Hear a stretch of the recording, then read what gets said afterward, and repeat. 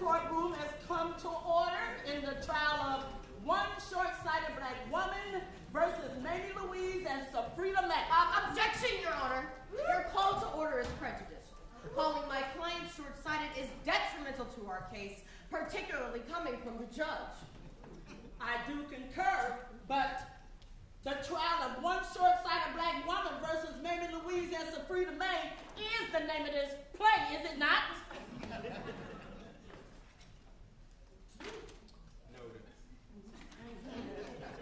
We shall proceed. Counselors, I will hear your opening statements.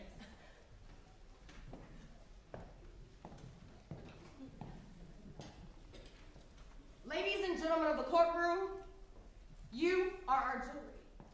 You are about to embark on some serious dialogue. Dialogue that concerns images. Now I ask you, when you think of a chief executive of a corporation, does a black woman come to mind? Or if you think of an airline pilot, do you think black woman? Or for any reason you should need heart surgery, and of course I pray that you don't. Do you think to yourself, I want a black woman? No. My point exactly. Black America is tired of the images that Mammie Louise and Safreeta Mae represent. My client lives in shame and humiliation. It is a constant torture that represses her dreams and her ability to communicate who she really is. My client is a black woman who realizes in order to be whole that she must first find love and beauty within herself. But who can hardly find such love or beauty when she has been taught throughout these United States that no such beauty exists within a black woman? This black woman and countless others must constantly fight the insults and the lack of respect forthcoming not just from a white society, but from within her own community. The black woman is not held in high regard, as reflected by a society that despises her children, deems her sexuality as whorish, and pays her the lowest salary for the same contribution. She is a woman in disgrace, ladies and gentlemen. And I intend to prove that the defendants, Mammie Louise and Safreeta Mae, did conspire with the major chronicles of American history and the media to place her in disgrace. That they did create the fat, laughing hyena of a Mammie and her hot-to-trot siren daughter to destroy my client's self-esteem and discourage society from delegating a high regard to any other black woman.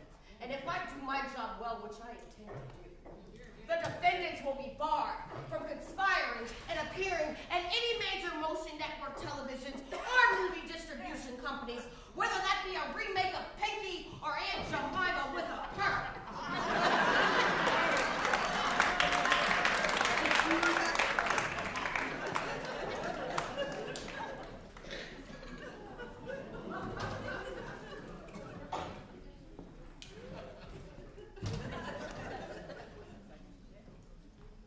My clients are not guilty of anything.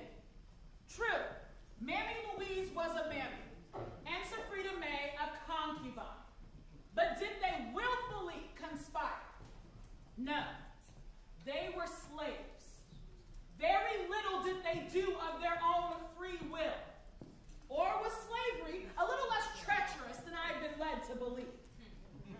This trial is about images, negative images. There is no doubt the black woman has been denigrated in American society, but who is responsible? My clients are victims.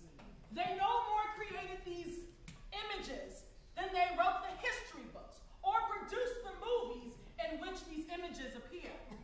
And I intend to prove that these images are caricature, illusion, and misrepresentation of the real truth. A truth